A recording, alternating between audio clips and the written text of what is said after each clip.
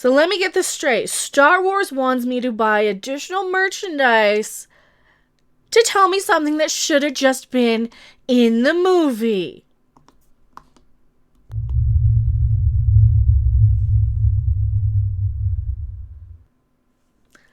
Hello everyone, I am Mecha Random 42, the one, the only, the original, your favorite YouTube Harpy. We're in the middle of a live stream here, and I forgot about this information today with Star Wars.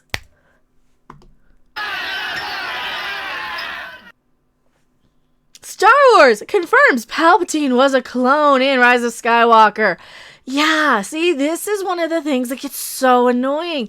When you make me buy additional content just to finish the story that you should have been finishing in the theater. I bought a finished movie. I did not buy a early access pre-release video game, okay? I did not buy something that they were going to add on to later and that I would have to buy additional DLC to finish the main story of. All right? We didn't put up with this crap in video games. I don't know why people put up with this crap in movies, but here you go. They do this in everything from Star Wars You can't stop me, I'm a Jedi from Jakku. to Star Trek. Sheer fuck. Everything nowadays, every little bit of entertainment, you need a comic book tie-in. You need a novelization. You need something to fill in the gaps that should just be in the main thing. And I am tired of it. I am tired of it. See, this is one of those things. And yeah, I could kind of fill in the blank in my head and I could assume that Palpatine was a clone because I saw him die when I was a little kid in Return of the Jedi. I saw it. I was a long time ago. Yeah, I'm older than I look. I knew he was dead, and just this whole mystery box of, oh, well, they'll just fill it in their head. That's lazy. That is something that J.J. Abrams and Alex Kurtzman and those type of people do, and I'm tired of it. So it finally reveals the truth about how Palpatine survived. He was a clone all along. And you know what? If you want to know this information without the additional fee, luckily it's online between videos like this and it's all over the internet. You can probably find whole screenshots of how he survived if you don't want to have to read the novelization. So at least we have that and we can know what happens. But I feel gypped. I feel like I didn't get a full movie experience. And that's not my fault. Nor is it my fault if I chose not to watch a movie because, you know what, movies are not mandatory. And definitely check out my Teespring store. You don't have to see every movie. It's not an entitlement of these studios to extort money from us. So, the novelization of Star Wars Rise of Skywalker confirms Palpatine was a clone. The Disney era of Star Wars has frequently used novelizations to tie up loose ends. Yeah, the Disney era. The Disney era. This tells us, what does this tell us? That the Disney era are lazy and greedy. You know what? A lot of people have been asking me about this, and they're saying, oh, could have they done this on purpose so you do buy this? I don't know. I can't confirm if that's malicious or not, or just incompetence, because it could just be sheer incompetence that they don't include this in the movie. Just include this in the movie. There's no reason for, oh yeah, because they had to cram in a million things and they had all these massive reshoots. They were still filming right up until the wire. They were still editing until like pretty much the day of the premiere practically. It wasn't a finished thing. They had to completely go in and let's read this article. Yeah, the Disney era has frequently used novelization. See, say what you will about something like the prequels. Say something about the motherfuckers, bitch. At least they felt finished. At least it felt like, okay, well, that's it. And I didn't feel like I needed to, but I could have the option. You know, Anakin Skywalker's story was not incomplete from what we saw on screen. The fact that they have all this extra backstory and additional stuff in the Clone Wars, I don't feel like I need to go and see it as a viewer to understand the story. It just enriches and furthers. It's just another set of stories. But it doesn't take, the fact that that exists doesn't take away from the stories. Matt G, $2 super chat. Thank you so much. They're still shooting episode 9. What's the problem? They are. Also, thank you so much. I really, really appreciate it. Jake Skywalker was a clone too. You need to wait for new DLC to know that. You can clone yourself. I wish I could clone myself. I mean, I can do this. had something that felt complete, right? You didn't need to go into the Clone Wars era stuff if you didn't want to, but it's something that as a Star Wars fan, you got a bigger picture. You got more for it. But I don't feel... Now, I haven't seen the Clone Wars, full disclosure. I don't feel like I'm missing anything from that era of Anakin Skywalker. I feel like I got from point A to point B perfect with those stories. Do I have nitpicks? Absolutely. In the prequels. Absolutely. I don't enjoy them as much as the original trilogy. But I don't feel like I need to go and seek out this extra stuff to fill in the gaps, to tie up the loose ends, as they put it. In the case of Rise of Skywalker, the film had a startling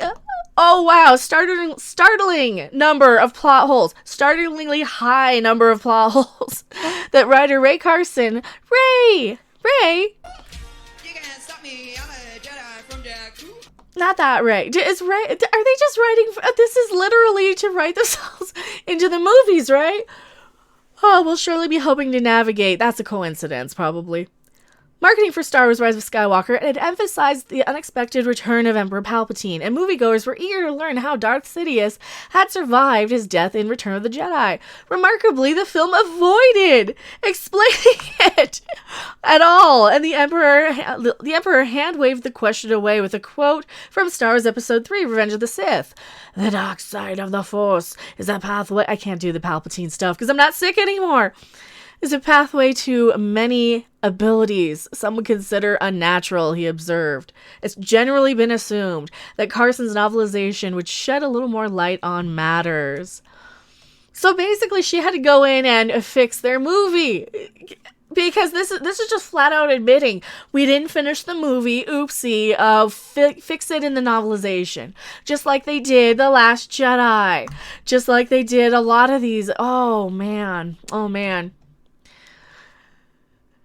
Chris Corkum, yo, Padme always raps better than rapping Ray. Well, Natalie Portman's a lot more talented at rapping than Daisy Ridley, in my opinion. But like I said, these actresses are entertainers. And if they're entertaining me with that and not Star Wars, you've got a big problem. You've got a big, huge problem. So if you want to read this for yourself, I'll definitely link this in the description. Although the novelization isn't officially on sale until March. Wow, I can talk. I can really talk today. Oh, yeah. Words. I can talk today. It's not officially on sale until March 17th, St. Patrick's Day. Lucasfilm Publishing decided to sell advanced copies this weekend at C2E2 in Chicago, and passages have begun appearing online. The book does indeed confirm the Emperor's spirit has been transferred into a clone body. How did they transfer his spirit? Okay, so that's a whole nother thing in itself. How did they transfer... is that the Darth Sidious book that they decided to axe out of the canon like a bunch of... Oh, I hate that. Also, Jason P. subscribe. Thank you so much for subscribing. Every subscribe gets a jiggle, and since we're already, in this portion of the stream, we gotta go side to side instead of up and down. When Kylo arrives on Exegol and encounters Palpatine, he looks closely at the machinery the Emperor is physically attached to, and recognizes it from his studies of the Clone Wars. It can happen in Kelvin's Star Wars.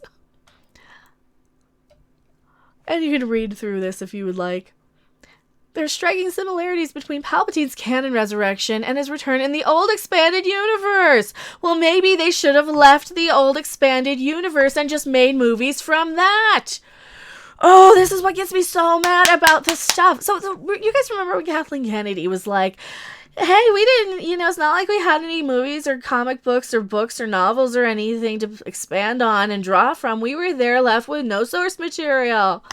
Even though a few years earlier, she's sitting there next to George Lucas and they're talking about all the years and novels. Oh, we have all these wonderful comics and novels and everything.